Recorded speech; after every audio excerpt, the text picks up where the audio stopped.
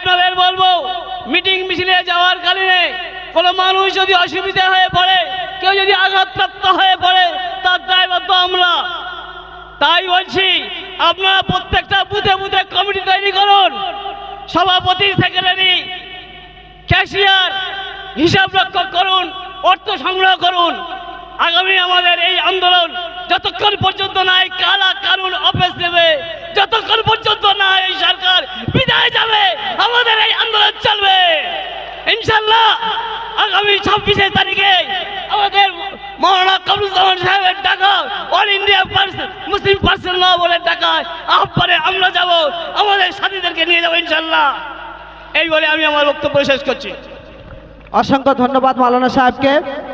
তাই বলবো, সারে জাহাঁ সে হিন্দু সিতা হামারা, সারে জাহাঁ সে আচ্ছা হিন্দু সিতা হামারা, আল্লামা ইকবাল লিখেছিলেন। আমরা এটা বলি, ইনকিলাব জিন্দাবাদ, ইনকিলাব জিন্দাবাদ। আমরা যে স্লোগান দেই, এটা কিন্তু মাওলানা হযরত মোহনী লিখেছিলেন। তো সব কিছুই ম্যাক্সিমাম মুসলমান করেছিল, আমরা ইতিহাস জানি না। আমরা জানতে হবে, পড়তে হবে, লড়তে হবে, এই তিনটাই আমাদের বাক্য। জানতে হবে, পড়তে হবে, লড়তে হবে।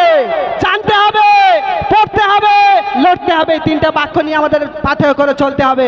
সময় নষ্ট না করে মাওলানা কামরুজ্জামান সাহেব উনি আমাদের সম্মুখে মূল্যবান বক্তৃতা রাখবেন। তারপরে কেউ যাবেন না, তারপরে কয়েকজন আছেন, ওদের কথা শেষ করে আমরা যাব ইনশাল্লাহ। কারণ ইনি ব্যস্ত আছেন, এনার পরে অন্য জায়গায় সভা আছে, যার কারণে এনাকে দিচ্ছি। আপনারা দয়া করে কেউ উঠবেন না, উঠবেন না তো? কথা দিচ্ছেন তো? ইনশাআল্লাহ, ইনশাআল্লাহ। যে সমস্ত মেহমানরা দূর থেকে এসেছে, তাদেরও তো কথা আমাদের শোনা উচিত, তাই না? ইনশাআল্লাহ আমরা শুনবো। তো দাদাকে বলার জন্য আহ্বান করছি। আসসালামু আলাইকুম। মঞ্চে উপস্থিত সম্মানীয় অতিথি মণ্ডলী, উপস্থিত আছেন মাওলানা সাহেবরা, আবার উপস্থিত আছেন আমাদের একজন সাধু বাবাজি। আমরা একইভাবে তাদেরকে ধন্যবাদ এবং সম্বোধন জানাচ্ছি। আর আপনারা আছেন আমাদের এই দেশের হতভাগা নাগরিক, সংগ্রামী বন্ধু, ভাইয়েরা, মায়েরা, বোনেরা। আপনারা আগেই শুনেছেন যে ওয়াকফ আইন যেটা মোদি তৈরি করে ওই মসজিদের স্বাধীনতাটাকে কেড়ে নিতে চাইছে। কিন্তু আমরা বলতে চাইছি, আমার হিন্দু ভাইদের এই মন্দিরকে যেমন আমরা সম্মান করি, তার পক্ষে যেমন আইন আছে, ওই মসজিদের পক্ষেও একইভাবে আইনটা থাকা দরকার। কিন্তু বিজেপি কেবলমাত্র রাজনৈতিক ফায়দা লোটার স্বার্থে মুসলমানদের মসজিদের আইনকে নতুন করে বানানোর নাম করে মসজিদের জায়গাকে কেড়ে নিতে চাইছে। আমি জানি এই যে মসজিদ দেখা যাচ্ছে, এই মসজিদের মসজিদ কমিটি আছে, যারা ধর্মপ্রাণ মুসলমান, তারা নামাজ পড়েন, তারা দান করেছেন, তাদের দানের অর্থ দিয়ে ওখানে মসজিদ তৈরি হয়েছে। আর যারা নামাজ পড়েন তাদের দিয়ে এই মসজিদ কমিটি তৈরি হয়েছে। একইভাবে হিন্দু ভাইদের মন্দির আপনারা দেখতে পাচ্ছেন, তারা জায়গা দিয়েছেন, তারা অর্থ দিয়েছেন, তারা মন্দির করেছেন, মন্দির তারা পুজো করেন, মন্দির পরিচালনা করার জন্য আমার হিন্দু ভাইদের কমিটিও আছে। তাহলে হিন্দু ভাইদের মন্দিরের যে অধিকার, তাদের মন্দির পরিচালনা করার যে ক্ষমতা, সেটা মসজিদ পরিচালনা করার ক্ষেত্রে কেন দেওয়া হবে না? আমাদের ভারতবর্ষের সংবিধান যা বাবা সাহেব আম্বেদকর তৈরি করেছেন, সেই সংবিধানে যেমন মসজিদের স্বাধীনতা দেওয়া হয়েছে, তেমন হিন্দু ভাইদের মন্দিরের স্বাধীনতা দেওয়া হয়েছে। 1947 সালে এই ভারতবর্ষ স্বাধীন হওয়ার পরে এখনো পর্যন্ত মসজিদের যে জমির স্বাধীনতা, তা দেওয়া নিয়ে কোনো সমস্যা তৈরি হয়নি। মন্দিরের জমির স্বাধীনতার পরিচালনার ক্ষেত্রে কোথাও কোনো সমস্যা তৈরি হয়নি। কিন্তু আজকে নরেন্দ্র মোদী বলছেন যে মসজিদ পরিচালনা করার জন্য দুজন হিন্দু ভাইয়ের প্রতিনিধি হিসাবে মসজিদ কমিটিতে রাখা বাধ্যতামূলক। আমি জিজ্ঞাসা করতে চাই, আপনারা যে সবাই বিজেপি করেন এমনটা নয়, বিজেপি কেন এই মন্দির আর মসজিদের রাজনীতি করে তারা বাংলা এবং গোটা ভারতবর্ষে একটা সাম্প্রদায়িক পরিবেশ তৈরি করতে চাইছে? জেনে রাখবেন, এই যে সভা, এই যে ওয়াকফ বাঁচানোর আন্দোলন, এই যে মসজিদের জায়গা বাঁচানোর আন্দোলন, এই যে কবরস্থান বাঁচানোর আন্দোলন, এই আন্দোলন কিন্তু হিন্দু ভাইদের বিরুদ্ধে আন্দোলন নয়। এই আন্দোলন ভারতবর্ষের কোন হিন্দু ভাইয়ের বিরুদ্ধে আন্দোলন নয়। এই আন্দোলন হচ্ছে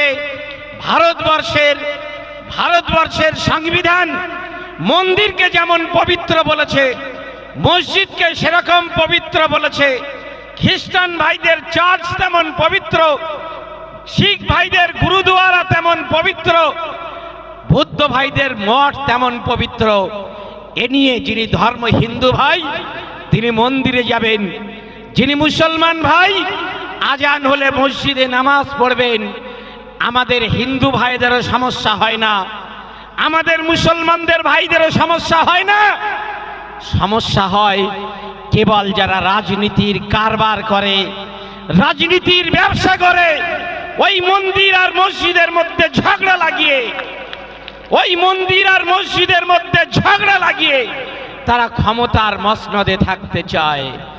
আমি আপনাদের অনুরোধ করব, আমরা হিন্দু মুসলমান ভাই একই সঙ্গে আমরা কাঁধে কাঁধ মিলিয়ে আমরা বসবাস করে আসি। আমরা হিন্দুর দোকানে যাই, মুসলমান ভাই হিন্দুর দোকানে যেমন যান, হিন্দু ভাইরা মুসলমান দোকানে গিয়েও মাল কেনেন, কোনো সমস্যা হয় না। ঈদে যেমন হিন্দু ভাইরা মুসলমান ভাইয়ের বাড়িতে যান, আবার পুজোর সময়, লক্ষ্মী পুজোর সময় অনেক মুসলমান ভাইরাও কিন্তু হিন্দু ভাইদের বাড়িতে যান নারকেলের লাড্ডু খেতে। কোনো সমস্যা তৈরি হয় না।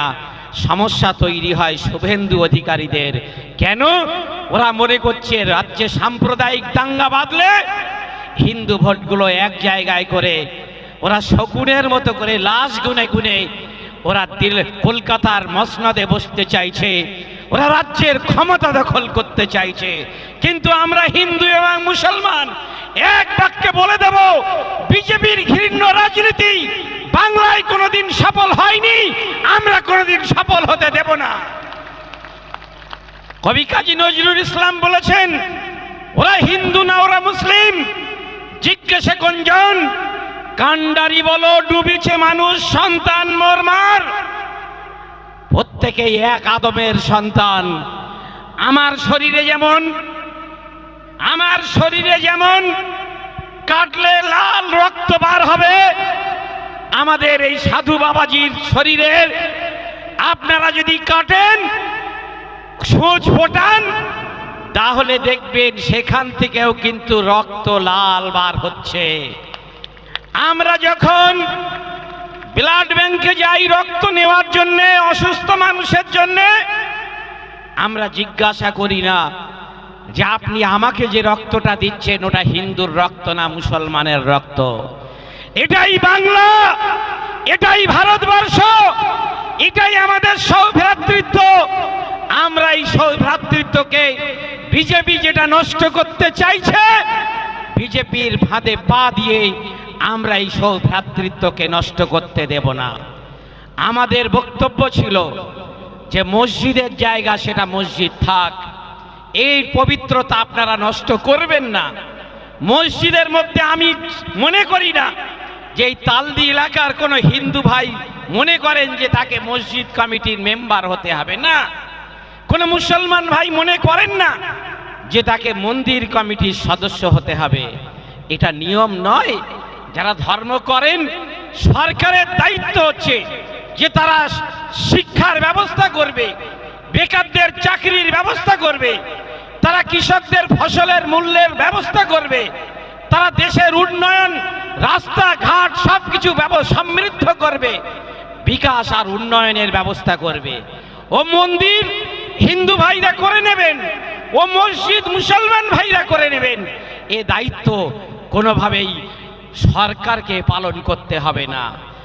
তাই আমরা আশা করব যে এই আন্দোলন, এই যে মসজিদের সম্পত্তি রক্ষার আন্দোলন, এই যে কবরস্থানের সম্পত্তি রক্ষার আন্দোলন, মাদ্রাসার সম্পত্তি রক্ষার আন্দোলন, ঈদগাহের সম্পত্তি রক্ষার আন্দোলন, এগুলো আত্মসাৎ করার জন্যে সরকারের আইন তৈরি করার কোনো দরকার ছিল না।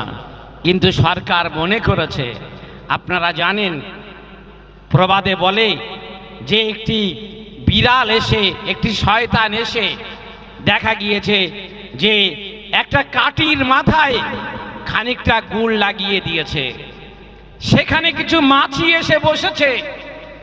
মাছি বসার পরে সেখানে বিড়াল এসেছে, বিড়াল গুড় খাচ্ছে দেখে সেখানে কুকুরও চলে এসেছে, আর এই কুকুর আর বিড়ালের মধ্যে সংঘাত বেঁধেছে। আর শয়তান তখন মনে করছে যে আমার কাঠিতে গুড় লাগানোর যে প্রচেষ্টা সেটা সার্থক হয়েছে। তাই এই পার্লামেন্টে কালা কানুন তারা তৈরি করেছে। আপনারা জানেন পার্লামেন্টে এই কালা কানুনের বিরুদ্ধে যারা ভোট দিয়েছেন তাদের মধ্যে 83 জন হিন্দু সাংসদ ছিলেন যারা এই কালা কানুনের বিরুদ্ধে ভোট দিয়েছেন। ফলে এই কালা কানুনের বিরোধী শুধুমাত্র মুসলমান তেমন নয়, যারা ধর্মনিরপেক্ষ মানসিকতার মানুষ, যারা বাংলা এবং ভারতবর্ষের সৌভ্রাতৃত্ব বজায় রাখতে চান, তারা কিন্তু এই কালা কানুনের বিরোধিতা করেছেন। তাই এই কালা কানুনের বিরুদ্ধে লড়তে গেলে দিল্লি পর্যন্ত যেতে হবে। রাজি আছেন? দিল্লিতে যেতে হবে, সেটাই হবে ফাইনাল আন্দোলন। আর তার আগে সেমিফাইনাল আন্দোলনের ডাক দেওয়া হচ্ছে 26শে এপ্রিল, আগামী শনিবার, আজকে শনিবার, সামনে শনিবারের পরের শনিবার কলকাতার ব্রিগেডে মহাসমাবেশ। সেখানে আপনাদের এলাকা থেকে সকলে সম্মিলিতভাবে নিজেদের উদ্যোগে গাড়ি ভাড়া করে কলকাতায় যেতে হবে। রাজি আছেন? সেমিফাইনাল খেলতে রাজি আছেন? ফাইনাল খেলাতেও কিন্তু আমার মায়েদেরকেও যেতে হবে। সেই আমন্ত্রণ আমি দিয়ে গেলাম। আর মহারাজজিকেও আমি এই আন্দোলন দুটোতে, ব্রিগেডের মহাসমাবেশে এবং দিল্লির সমাবেশে আমি আমন্ত্রণ জানিয়ে গেলাম। হিন্দু ভাইদেরকেও বলবো আন্দোলন নিয়ে যেন ভুল বোঝাবুঝি করবেন না। সবাই ভালো থাকবেন। আমাদের মহারাজজি এখন বক্তব্য রাখবেন। আপনারা, তিনি আমাদের এই এলাকার অভিভাবক, তার বক্তব্য শুনেই আপনারা যাবেন। অসংখ্য ধন্যবাদ মাওলানা কামরুজ্জামান সাহেবকে, খুব মূল্যবান কথা বললেন। আমার প্রিয় ভাইয়েরা, আপনারা কেউ যাবেন না, কথা দিয়েছিলেন, কথা রাখুন। মুসলমান কথা খেলাপ করে না, তাই না? কথা খেলাপ করবেন না, বসুন, আমরা শেষ করে তারপর যাব। আমাদের ধর্ম এক, জবানও এক, যেটা বলবো সেটা করে দেখাবো। নারে তাকবীর, নারে তাকবীর। এবার আপনাদের সামনে বক্তৃতা রাখছেন উমেশ বাবাজি।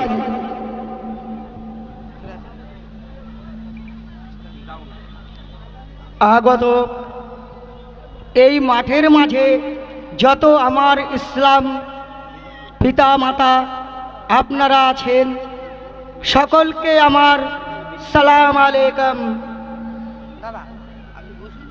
এবং সনাতন ধর্মের মানুষ, তাদেরকে জানাই অজস্র প্রণাম।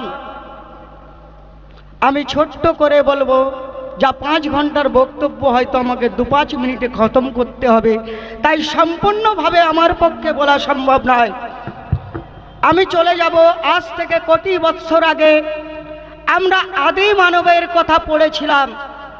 তখন দেখা গিয়েছিল জঙ্গলে মানুষ আর পশু একত্রে নগ্নভাবে বসবাস করত, গাছের ডালে কিংবা ভূমিতে। কিন্তু দেখা গিয়েছিল পশুরা বেশিরভাগ ক্ষেত্রে মানুষকে আক্রমণ করেছিল এবং মানুষটি মারা গিয়েছিল, পশুতে তা খেয়ে নিয়েছিল। সেই দিন মানব নগ্ন, কথা বলতে জানতো না।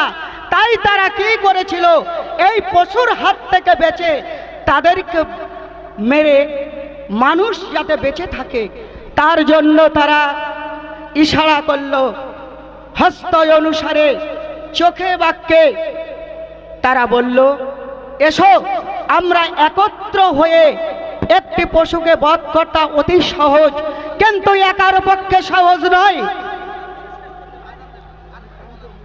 তখন মানুষ, আদি মানুষ, তারা সংখ্যাগরিষ্ঠ হলো, মানব সভ্যতায় শিক্ষিত ওখান থেকে শুরু হলো। কিন্তু আজ আধুনিক যুগে মানুষ সূর্যলোকে গিয়ে যেতে চাইছে, চন্দ্রলোক, মঙ্গল গ্রহ, পৃথিবীর গভীরতম খাত মারিয়ানা খাত, সেখানে আমাদের গিয়েছে। কিন্তু একটু শুনে যান, একটু শোনেন 2 মিনিট। আজকে আমরা মানব সভ্যতায় উন্নত হয়েছি, কিন্তু এইটা সত্য না আদি মানব যুগে যারা কথা বলতে জানতো না তারা সংখ্যাগরিষ্ঠ হয়ে মানব সভ্যতা শিখিয়েছিল একত্রে বসবাস করা? ভেবে দেখতে কেউ হবে, যাবেন না, কেউ যাবেন না, ভেবে দেখতে আর হবে 5 মিনিটের মধ্যে শেষ করব। সেই দিন সত্য না আজ সত্য। তাই সকল বিভাজন ভুলে গিয়ে সকলকে এক বাক্যে একত্রে একটু যাবেন না, মিলিত হয়ে 2 মিনিট, 2 আমাদের মিনিট। থাকতে হবে। 2 এই মহান ভারতবর্ষ সকলকে জানাই খোদা হাফেজ। আচ্ছা, একটা জিনিস